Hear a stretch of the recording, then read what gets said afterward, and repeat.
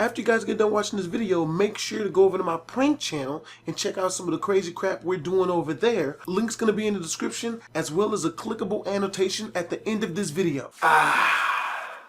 First off, this story was somewhat inspired by a guy named X Chase Money. He has a similar story on his channel. If you guys haven't seen it, man, make sure to go check it out. It's called My Maury Story, and it talks about how he had some baby mama drama with the girl he was dating. And if you guys already know me, man, you guys already know, unfortunately, I tend to get myself into a lot of crap. A lot of it tends to be with females that I used to date and whatnot. So, of course, I have my own stories of baby mama's drama. This story is not about the girl that I'm currently dating. You guys already know the girl. She's always in my videos and whatnot. This is not her. This shit happened before I even knew my current girlfriend.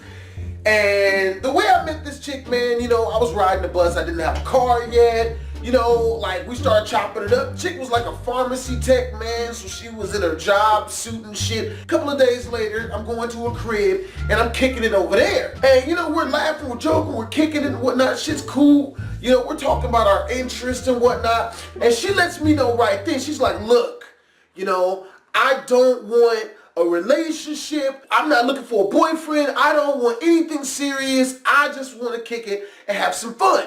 And I had just gotten out of a long-term relationship with the girl before her for like 3 freaking years. She was damn crazy. So I was like, hell yeah, that's the same thing I'm looking for, baby. This is a perfect match. Man, oh my God. If you ever run into a girl who makes it a point to let you know that she's not looking for a relationship and she doesn't want anything serious, she's fucking lying. That's the exact opposite of what this bitch usually wants. She's basically telling you, I'm gonna be the clingiest female you've ever dated in your entire life. This is how bad and how clingy this chick turned out to be. Just to give you an example of what a girl who says that when you guys are first kicking it tends to be like.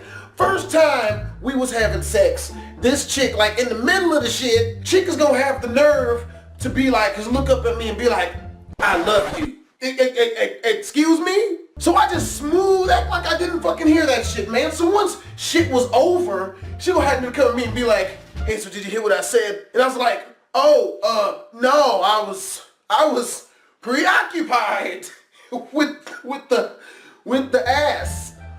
So I didn't hear anything of what you said. I will say this.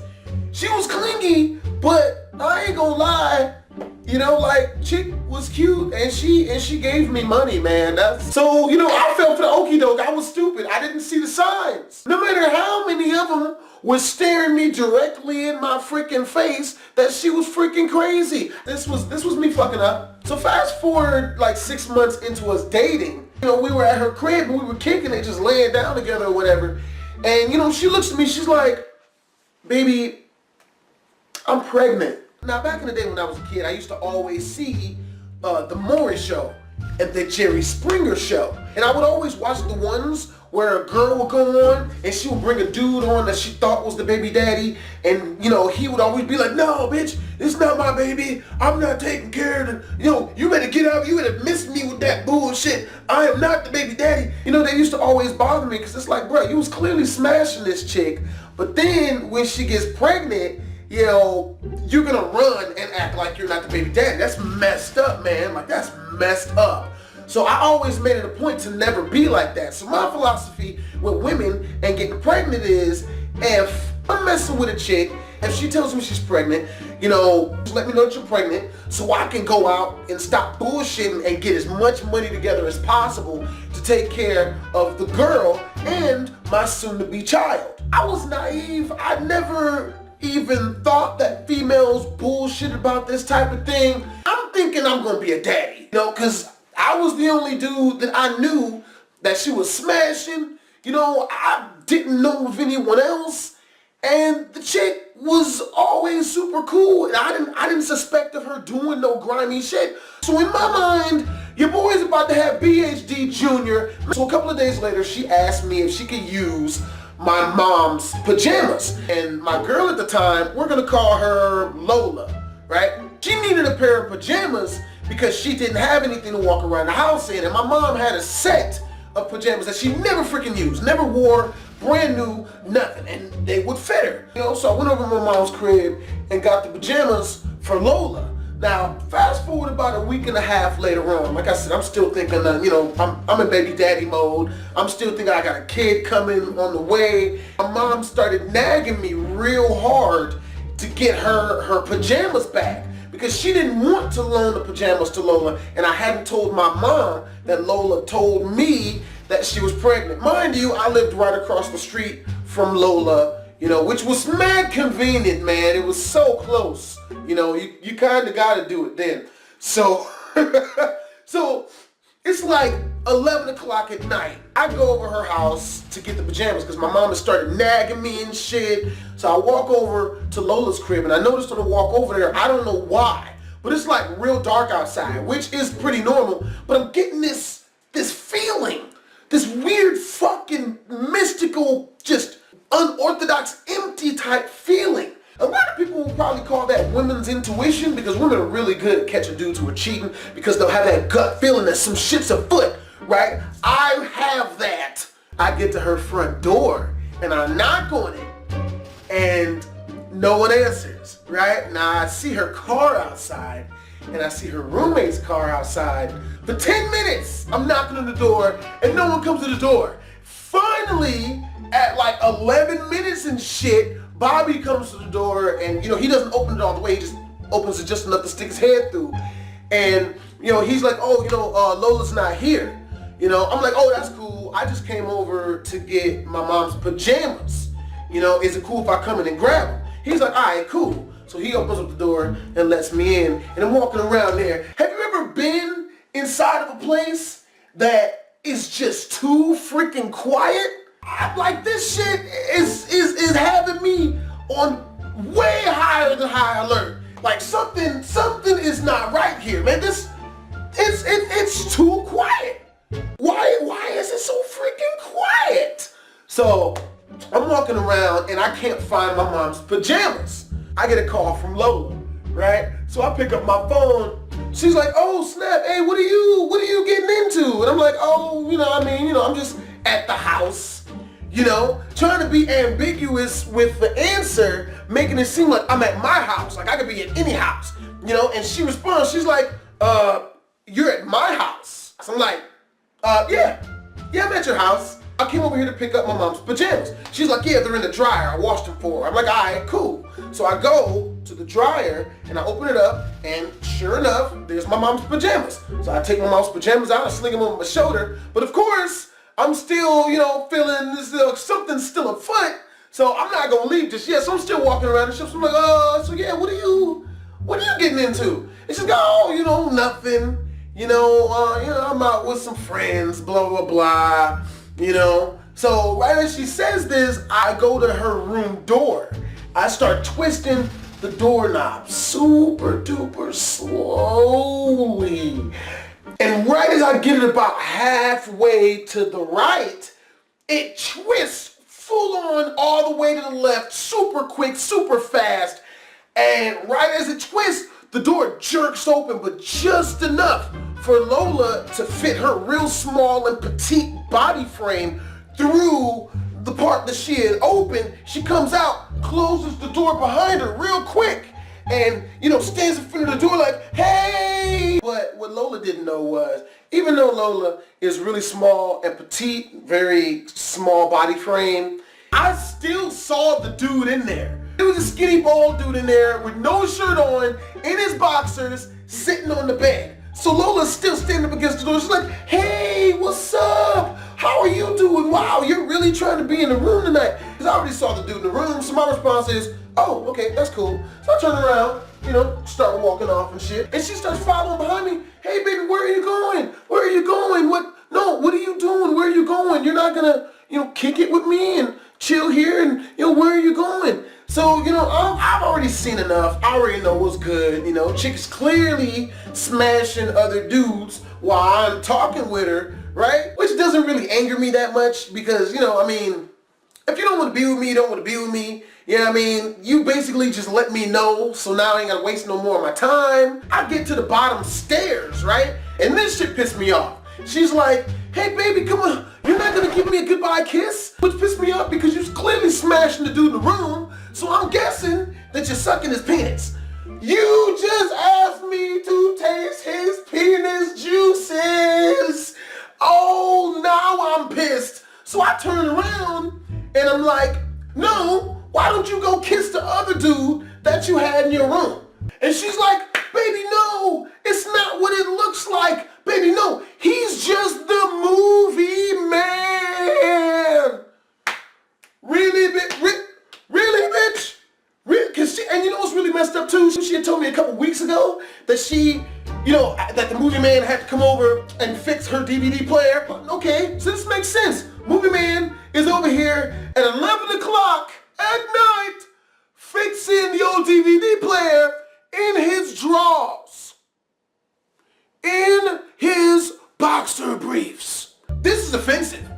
How stupid do I have to be to fall for such an awfully put together story, gaming homies? Really? After I left or whatever, you know, it took this chick 3 days to call me, right? Even though she was the one who fucked up. Now, the reason for this is most dudes are fucking simps. Most dudes are suckers for love. They let love blind them because there's a saying that says love conquers all, which is 100% complete and agreeable. Love, you know, conquers distance, it conquers differences, it conquers anger, all that other bullshit. But what they don't tell you is love also conquers rationality, love conquers logic, love conquers common sense, love conquers fucking everything. That's why they say you're a sucker for love or a simp if you're doing a whole lot of shit for a chick who's not willing to put in the same amount of work, dedication, and commitment as you. Because you're letting the fact that you're so freaking head over heels for this chick cloud all your better freaking judgment. Like, love is conquering all your logic, but unfortunately for this chick, I was nowhere near in that state of mind. You know, so when she hit me up after 3 days, I already knew what it was. You know, why did you wait 3 days to hit me up? Why? I can tell you why. Because this chick figured I was gonna be distraught that I just caught a girl cheating on me, and I was gonna be heartbroken, I was gonna be hurt. Most dudes in that situation will call a girl back, you know, and try to get back with them because they don't want to deal with that heart pain. I wasn't really experiencing a whole lot of the heart pain. I ain't gonna lie, it fucked with me a little bit, but nowhere near that much. Nothing that going and kicking it with the homies and, you know, maybe talking to some new girls, getting some new numbers, you know, for like the next week, maybe week and a half, wouldn't solve. I was nowhere near sprung over this chick though, but unfortunately she didn't know that. Also, that gave her enough time to talk with her friends and have her friends tell her the best way to approach the situation, which probably was, hey, wait for him to call you first, you know, because he gonna be in his feelings and all this other bullshit. Now, swear to God, this chick calls me and she's like, yeah, you know what I mean? The other night, you know what I mean? I didn't want you to think that that I was doing something with that guy. You know what I mean? He was just the movie man. He's a friend of mine. We weren't doing anything. As long as the chick's not my wife and she cheats on me, then I don't really give a shit. You know what I mean? Because I believe if a girl doesn't want to be with you, she doesn't want to be. I believe that everyone should do what makes them happy. And if it's not me that's make you happy, then hey, go do what you want. So with that being said, we could have even been friends if she hadn't tried to hit me with that fuck shit. So, and what I mean by fuck shit is when someone tries to tell you it's not what it looks like, even though it wouldn't look like that if it wasn't that. You know what I mean? It looks like shit and it smells like poop. How the hell is it not feces? You think I'm either A, stupid enough to believe your fuck shit, B, I'm too love struck to want to deal with the truth that it really was that, so I'm gonna believe the less painful route, which is, you know, that you weren't smashing this dude in the room. Oh, I forgot to tell you guys this piece of information. Remember how he was in the room in his boxers? Yeah, well, when she came out, she was in nothing but a fucking wife beater with no bra on and booty shorts with no freaking panties on. Really? Really? She's still on the phone. She's like, yeah, so, you know, what are we gonna do about our baby? So of course I'm like, what baby? She's like, yeah, I'm still pregnant, you know, and it's yours. And I'm like, no, it's not. She's like, what? How can you do me this way? Baby, this is your baby. It's yours. I'm like, look, man, if you don't get the fuck away from me with this bullshit, I just caught you with a different dude. You smashing a different dude. You know what I mean? Like, it's not mine. You better go hit up the movie man and you know, go take a paternity test with that dude because it's not my baby. Get the fuck away from me with that bullshit. She's like, how could you do this to me? Oh, so you just think I'm a hoe, don't you? And I swear to God, I'm on the phone. I'm like, yes, you are a hoe. And she got mad. She got super duper mad. And she starts yelling and cursing and saying, how dare you talk to me like that? How dare you call me a hoe? I'm like, what? I catch you in the room with a different dude and then you're trying to tell me that you're pregnant by me? Like, that's whole shit. If she hit me up and be like, yo, you know what? You know, yes, I have been messing around with a different guy. I'm sorry. I mean, you know, I still believe that this baby is yours. You know, if she'd have told me some shit like that, you know, at least been willing to, like, you know, entertain the idea that this baby was possibly still mine, right? But if I catch you in the room smashing a different dude and shit, and you come out and try to convince me that it wasn't what it looked like, and that you're still pregnant by me, bitch, get the fuck out of here. Before I go, I'll give you guys another tip as far as shit like this. If a girl is smashing multiple men and she gets pregnant, she usually tries to pin the baby on the guy that is the most financially stable, is the nicest, is the coolest, is the guy that she most likely could see a future with, the guy who's rational and would more than likely take care of the kid and would more than likely, you know, like pay child support and all that stuff, you know, and be a nice father to the child, regardless of who she knows the father really is. So if she is smashing a convict and you're the guy who just so happens to have a job and an apartment and a car, you know, even if she hadn't had sex with you recently, she's gonna find a way to try to pin it on your ass. Which is exactly what happened to ex-Chase Money. Oh shit. And that's the way it goes, man. You know, with that being said, it's your boy Blasphemous HD, man. You know, make sure to check out my prank channel. You know, make sure to check out Chase Money's Maury story. That shit was hilarious. As always, Twisms. Make sure to check out my prank channel. I'm uploading 2 brand new pranks every single week, as this one you see on the left. Click the annotation if you want to watch that, or look in the description where I'll leave a link for the people who are on phones. And as always, Blasphemous HD out.